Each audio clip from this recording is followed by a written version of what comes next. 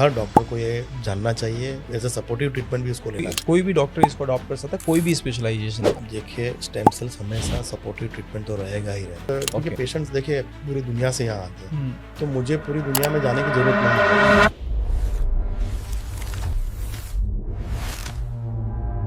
right now if any doctor is watching, तो आप doctor को क्या बोलोगे about the stem cell, how they should start having this facility और operating, और उसको धीरे से अडॉप्शन करना चाहिए कैसे, मतलब how a doctor can jump into it?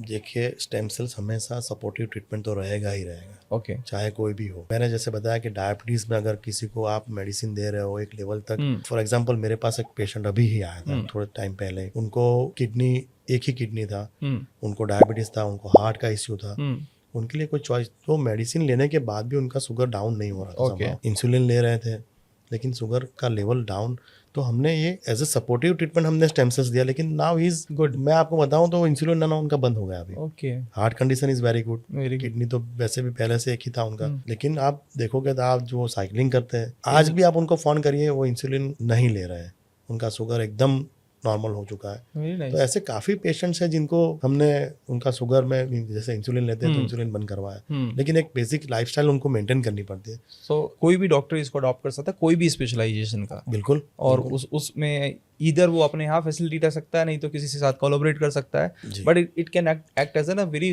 Good supportive. 101% मैं बोलता हूँ कि हर डॉक्टर को ये जानना चाहिए, एज अ सपोर्टिव ट्रीटमेंट भी उसको लेना चाहिए। ऑफ कोर्स, मतलब एक बार ट्राई करके देखना बिल्कुल, ही चाहिए कि अगर उनके पेशेंट को फायदा हो रहा है तो व्हाई नॉट। बिल्कुल। दांत के अलावा कहीं और आपका एक्सपेंशन? अभी फिलहाल कोई ऐसा प्लान नहीं है, ओके। लेकिन सोचेंगे इंडिया में ही, क्योंकि पेशेंट्स देखिए पूरी दुनिया से यहाँ आते हैं, तो मुझे पूरी दुनिया में जाने की जरूरत नहीं है।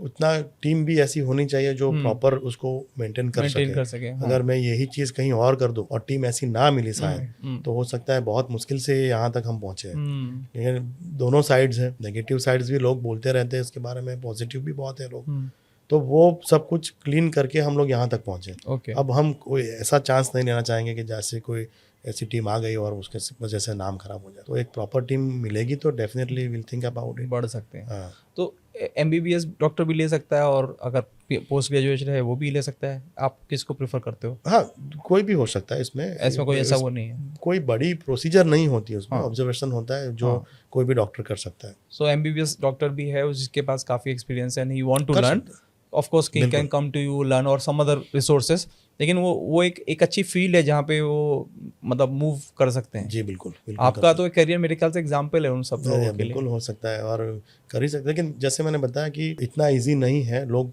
उनको भी पता है कि एकदम से स्टेम सेल्स कर देना या किसी को स्टेम सेल्स दे देना वो इतना इजी नहीं है, बहुत उसका स्टडी करना पड़ता है। स्टडी, हाँ, रिव्यू नहीं ऑफ कोर्स वो तो जैसे लोग अपना करियर प्रोग्रेशन करते हैं, फेलोशिप करते हैं, डेफिनेटली वो उनके पेशेंट्स को बोल सकते हैं कि कल उठ के अगर मान लो कोई चीज है जो उनको मेडिसिन से कुछ सही नहीं हो रहा है, तो वो उनको बोल सकते हैं कि चांस लेना हो तो ये ले सकते हो, लेकिन एटलीस्ट एक सपोर्टिव ट्रीटमेंट जाएगी तो उनके लिए भी ईजी हो जाएगा कि यस नाउ इट इज, जरूरी नहीं कि हर चीज का ऑपरेशन ही हो।